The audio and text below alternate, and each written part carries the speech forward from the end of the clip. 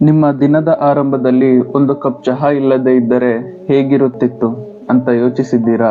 ನಿಜವಾಗಿಯೂ ಚಹಾ ಕೇವಲ ಪಾನೀಯವಲ್ಲ, ಅದು 100 ವರ್ಷಗಳ ಸಂಸ್ಕೃತಿ, ಇತಿಹಾಸ, ಹೋರಾಟಗಳ ಸಂಕೇತ.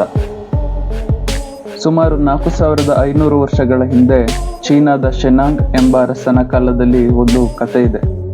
ಅವನ ಅರಮನೆಯ ಬಳಿ ಒಂದು ದೊಡ್ಡ ಬಟ್ಟಲಿನಲ್ಲಿ ನೀರು ಕುದಿಯುತ್ತಿದ್ದಾಗ ಗಾಳಿಯಿಂದ ಬಿದ್ದ ಚಹಾ ಎಲೆಗಳು ಅದರಲ್ಲಿ ಸೇರಿಕೊಂಡಿತ್ತು. ನೀರಿನ ಬಣ್ಣ ಬದಲಾಗಿ ಸುವಾಸನೆ ಬೀರ್ತಾ ಇತ್ತು.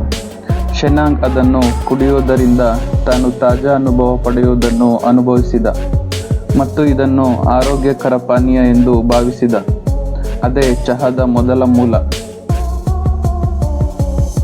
ಮತ್ತೊಂದು ಮಹತ್ವದ ಸಂಗತಿ, ಚಹಾ ಆಯುರ್ವೇದ ಮತ್ತು ಔಷಧೀಯ ಗುಣಗಳಿಗಿಂತಲೂ ಹೆಚ್ಚಾಗಿ ಆರೋಗ್ಯಕ್ಕೆ ಒಳ್ಳೆಯದು ಎಂದು ಚೀನಾ ವೈದ್ಯರು ಹೇಳುತ್ತಿದ್ದರು. ಅದು ಕೇವಲ ಪಾನೀಯವಲ್ಲ, ಅದರಲ್ಲಿ ಔಷಧೀಯ ಶಕ್ತಿ ಇದೆ ಎಂದು ನಂಬಿಕೆ ಇತ್ತು. ಬೇರೆ ದೇಶಗಳಲ್ಲಿ ಚಹಾ ಬೇರೆ ಬೇರೆ ರೀತಿ ಬದಲಾಗ್ತಾ ಹೋಯಿತು. ಜಪಾನಿನಲ್ಲಿ ಜೆನ್ ಬೌದ್ಧ ಧರ್ಮದ ಸನ್ಯಾಸಿಗಳು ತಮ್ಮ ಧ್ಯಾನದ ಸಮಯವನ್ನು ಜೆನ್ ಧರ್ಮದಲ್ಲಿ ಮನಸ್ಸು ಶಾಂತಿಯುತವಾಗಿರಬೇಕು, ಆದರೆ ಧ್ಯಾನದ ಸಮಯದಲ್ಲಿ ಎಚ್ಚರಿಕೆ ಮತ್ತು ಜಾಗೃತಿ ಕೂಡ ಇರಬೇಕು. ಆದ್ದರಿಂದ ಚಹಾ ಒಂದು ಸಹಾಯಕ ಪಾನೀಯವಾಗಿತ್ತು. ಅದಾದ ನಂತರ ಜಪಾನಿನಲ್ಲಿ ಚಹಾ ತಯಾರಿಕೆ, ಚಹಾ ಹಬ್ಬಗಳು ಮತ್ತು ಚಹಾ ಪಾರ್ಟಿಗಳಂತಹ ಸಂಸ್ಕೃತಿ ಉಂಟಾಯಿತು. ಇದು ಕಲೆ, ಮಾನವೀಯತೆ ಮತ್ತು ಆತ್ಮಶುದ್ಧಿಗೆ ಸಂಬಂಧಿಸಿದೊಂದು ಆಚರಣೆ.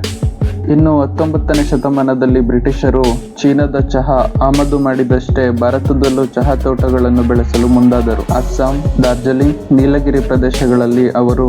ಆದರೆ ದೇಶದ ಸಾಮಾನ್ಯ ಜನರಿಗೆ ಚಹಾ ಕುಡಿಯುವುದು ಸಾಮಾನ್ಯವಾಗಿರಲಿಲ್ಲ.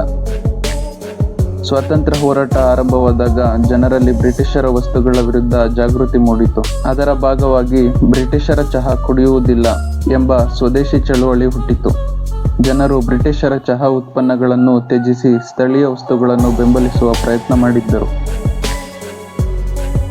19ನೇ ಶತಮಾನದಲ್ಲಿ ಬ್ರಿಟಿಷರು ಚೀನಾದಲ್ಲಿ ತಮ್ಮ ಚಹಾ ವ್ಯಾಪಾರ ಹೆಚ್ಚಿಸಲು ಬಯಸಿದರು. ಆದರೆ ಚೀನಾದ ಜನರು ಚಹಾ ಕುಡಿಯುತ್ತಾ ಇದ್ದರೂ ಸಹ ಬ್ರಿಟಿಷರು ತಮ್ಮ ಲಾಭಕ್ಕಾಗಿ ಅಫೀಮ್ ಎಂಬ ಮಾದಕ ವಸ್ತುವನ್ನು ಚೀನಾದವರಿಗೆ ಮಾರಾಟ ಮಾಡ್ತಾ ಇದ್ರು. ಅದರಿಂದ ಚೀನಾದಲ್ಲಿ ಅಫೀಮ್ ಬಳಕೆ ಹೆಚ್ಚಾಗಿ ಜನರಿಗೆ ಹಾನಿ ಉಂಟಾಯಿತು. ಚೀನಾ ಸರ್ಕಾರ ಅಫೀಮ್ನ ನಿಷೇಧ ಮಾಡಿತು. ಬ್ರಿಟಿಷರು ಇದಕ್ಕೆ ಪ್ರತಿಕ್ರಿಯೆ ನೀಡಲು ಅಫೀಮ್ ವಾರ್ಸ್ ಪ್ರಾರಂಭಿಸಿದ್ರು. 1839ರಿಂದ 1842ರವರೆಗೆ ಮೊದಲ ಅಫೀಮ್ ವಾರ್ ನಡೆಯಿತು.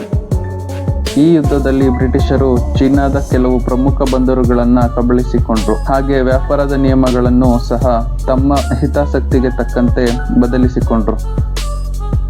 ಮತ್ತೆ 1856ರಿಂದ 1860ರವರೆಗೆ ಎರಡನೇ ಅಫೀಮ್ ವಾರ್ ನಡೆಯಿತು. ಇದರಲ್ಲೂ ಸಹ ಬ್ರಿಟಿಷರು ಮೇಲುಗೈ ಸಾಧಿಸಿದ್ರು. ಇದು ಚೀನಾದ ಆರ್ಥಿಕತೆ, ರಾಜಕೀಯ ಸ್ಥಿತಿಗೆ ದೊಡ್ಡ ಪೆಟ್ಟು ನೀಡಿತ್ತು. ಹಾಗೆ ಯುದ್ಧಗಳು ಬ್ರಿಟಿಷರ ಆರ್ಥಿಕ ಮತ್ತು ರಾಜಕೀಯ ಸಾಮ್ರಾಜ್ಯವನ್ನು ಬಲಪಡಿಸಿದ್ವು. ಚಹಾ ವ್ಯಾಪಾರ ಮಾತ್ರವಲ್ಲ, ಅದರ ಹಿಂದೆ ಜಾಗತಿಕ ಬಲ ಮತ್ತು ರಾಜಕೀಯ ಹೋರಾಟವಿತ್ತು. ನಮ್ಮ ದಿನದ ಆರಂಭದ ಒಂದು ಕಪ್ ಚಹಾ ಹಿಂದೆ ಈ ಹಲವು ಶತಮಾನಗಳ ಕಥೆಗಳು ಮತ್ತು ಹೋರಾಟಗಳು ಮುಚ್ಚಿ ಹೋಗಿವೆ. ಹೀಗಾಗಿ ಚಹಾ ಒಂದು ಸರಳ ಪಾನೀಯವಲ್ಲ, ಅದು ಸಂಸ್ಕೃತಿ, ಧಾರ್ಮಿಕತೆ, ರಾಜಕೀಯ ಮತ್ತು ಆರ್ಥಿಕತೆಯ ಸಂಕೀರ್ಣ ಕಥೆಗಳ ಒಂದು ಭಾಗ ಅಷ್ಟೇ. ಇದೇ ರೀತಿ ಹೆಚ್ಚಿನ ವಿಡಿಯೋಸ್ಗೆ ತಪ್ಪದೆ ಸಬ್ಸ್ಕ್ರೈಬ್ ಮಾಡಿ. ವಿಡಿಯೋ ಇಷ್ಟ ಆಗಿದ್ರೆ ಲೈಕ್ ಮಾಡಿ, ಶೇರ್ ಮಾಡಿ.